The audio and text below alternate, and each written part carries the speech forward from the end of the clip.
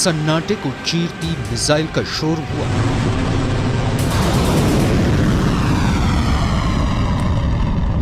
आवाज से 5 गुना रफ्तार वाली मिसाइलें लॉन्च होने लगी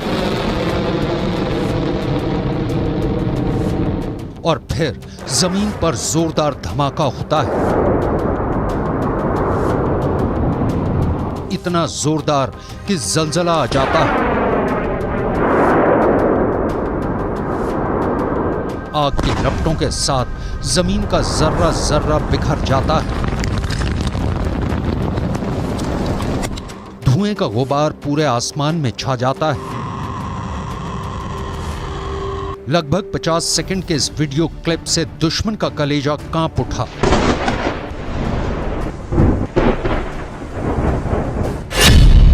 पहली मिसाइल,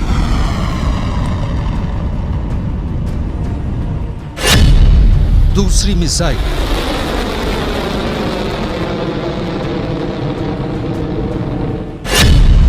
तीसरी मिसाइल, एक के बाद एक 3 मिसाइलें टारगेट पर छोड़ी जाती हैं और फिर तीनों अपने टारगेट पर कुछ इस तरह गिरती हैं।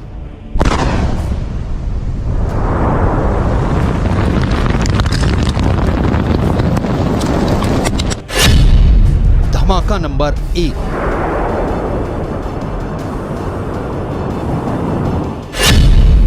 धमाका नंबर 2,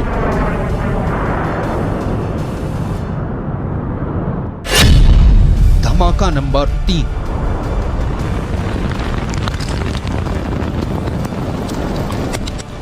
धमाका ईरान में किया गया, लेकिन इसकी आवाज तेल अवीव तक पहुंची। इस ब्लास्ट का शोर हजारों किलोमीटर दूर व्हाइट हाउस में भी सुना गया। इतना जोरदार धमाका था कि नेतन्याहू और बाइडेन का दिल बैठ गया।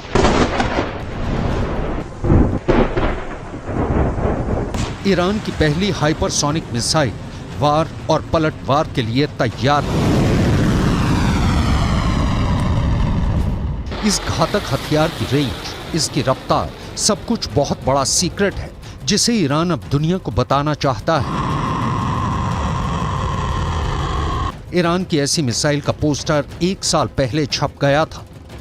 तेहरान की सड़कों पर चप्पे चप्पे में पोस्टर लगाया गया। पोस्टर में मिसाइल की फोटो, साथ में टारगेट का नाम फारसी और हिब्रू में पोस्टर में लिखा था। 400 सेकंड में टारगेट तेल अवीव ध्वस्त। यह है ईरान की फतह 2 मिसाइल। रेंज 1.5 से 2000 किलोमीटर, यानी ईरान से इजराइल तक यह हमला करेगी और इसे रोकना नामुमकिन होगा।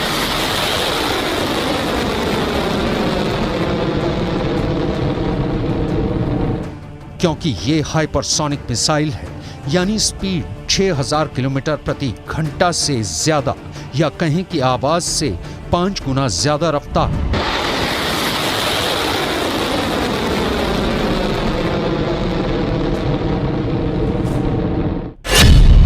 फतह का फारसी में मतलब होता है विजेता, और ईरान इसी नाम के जरिए नेतन्याहू को एक संदेश देना चाहता है।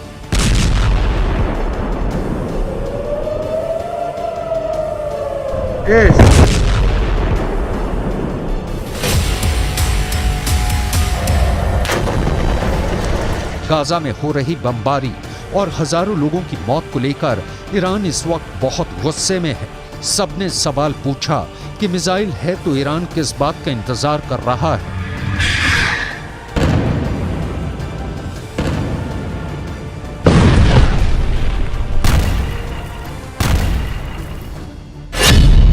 ये बात साफ है कि फतह का टारगेट इजराइल है।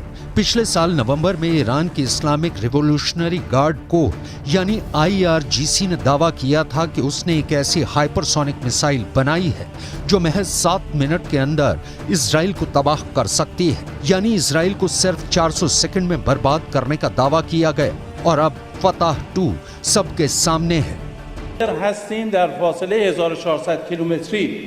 هر هدفی رو که اراده بکنیم به حول قوه الهی دقیق اون رو مورد اصابت قرار بدیم تخيفنا ولم تخفنا في الله أكبر الله جندي.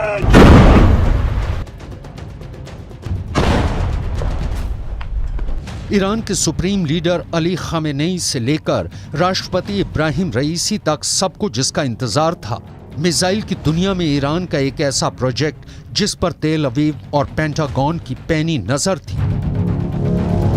मिसाइल की ईरान की ताकत देखने के लिए दुनिया बड़ी बेसब्री से इंतजार कर रही थी। खामेनेई ने पहले इसी मिसाइल का एक सीक्रेट अड्डे पर जाकर मुआयना किया और फिर ईरान ने जोरदार बारूदी धमाका करके दोस्त और दुश्मन सभी को अपनी ताकत का सबूत दे दिया।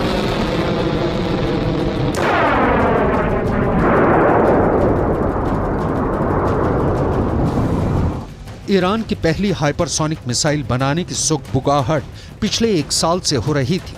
6 जून 2023 की तारीख ईरान के इतिहास में पत्थर पर लिखी इबारत बन गई, क्योंकि तब ईरान ने अपने राष्ट्रपति इब्राहिम रईसी की मौजूदगी में पहली हाइपरसोनिक मिसाइल बनाने का दावा किया।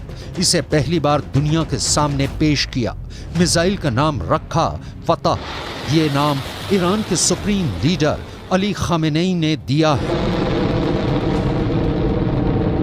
रईस जमहूर अमेरिका, सदर आज़म आلمان، रईस जमहूर فرانسه، نخست وزیر انگلیس، اینا دارن از یه چنین موجودی، از یه چنین هویتی دارن دفاع میکنن و بهش کمک دارن میکنن. این معناش چیه؟ معناش این است که مسئله تبعیض نژادی که امروز یکی از مسائل مهم دنیاست، ईरान ने पश्चिम एशिया में अपने मोहरों से इजराइल की घेराबंदी की हुई है। ईरान बार बार इजराइल को धमकाता रहता है। ईरान के रेवोल्यूशनरी गार्ड के डिप्टी कमांडर अली फदावी ने एक बड़ी धमकी दी। उन्होंने कहा कि ईरान की मिसाइल के टारगेट पर इजराइल का तीसरा बड़ा शहर हाइफा है, जिसे इजराइल का गेटवे भी कहा जाता है। इजराइल की अर्थव्यवस्था में हाइफा शहर का अहम योगदान है। यहाँ इजराइल का एक पोर्ट है जहाँ समुद्री रास्ते से आने जाने वाले सामान आते हैं। फतह मिसाइल के नजरिए से देखें तो ईरान से हाइफा की दूरी 2000 किलोमीटर है और सीरिया से तो हाइफा की दूरी 600 किलोमीटर से भी कम है, लेकिन लेबनान से हाइफा की दूरी मात्र 350 किलोमीटर है। फतह 2 मिसाइल 1400 किलोमीटर से भी दूर जा सकती है। यह मिसाइल के वॉरहेड के वजन पर तय होता है।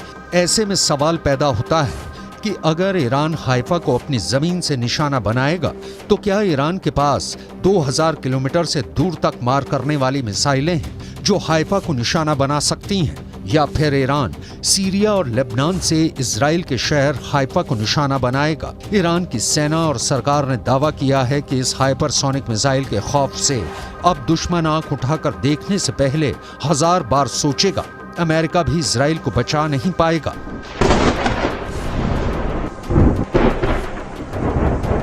غرب، آمریکا و انگلیس و آلمان و فرانسه مشخصاً و بعضی دولت‌های منافق در کنار آنان، اینها یک شکست اخلاقی عظیم را در جهان تجربه کردند، اما آنها باید بدانند هیچ یک از این اقدامات مانعی نیست، عاملی نیست برای نجات صهیونیست‌ها.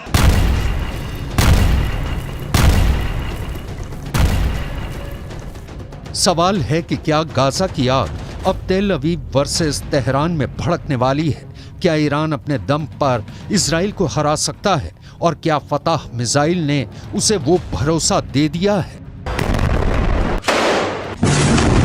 صنایع دفاعی و موشکی و نظامی بومی شده، وارداتی نیست که بشه با تهدیدها و بشه با دنبال کردن دشمنان این دانش رو و این صنعت پیشرفته رو. हाल के सालों में ईरान पश्चिम एशिया में एक बड़ी शक्ति बनकर उभरा है। ईरान ने अपने वर्चस्व बढ़ाने के लिए पूरे इलाके में अपने साथ कई देशों को भी लामबंद किया है। ऐसे में कहा जाता है कि ईरान के फतह 110 मिसाइल पहले से ही लेबनान में हिजबुल्लाह के पास है, जो आसानी से हाइफा को टारगेट कर सकती है। खबरें तो ऐसी भी हैं कि ईरान ने अपनी फतेह 110 और जुल्फिकार बैलिस्टिक मिसाइल को सीरिया में तैनात कर दिया है।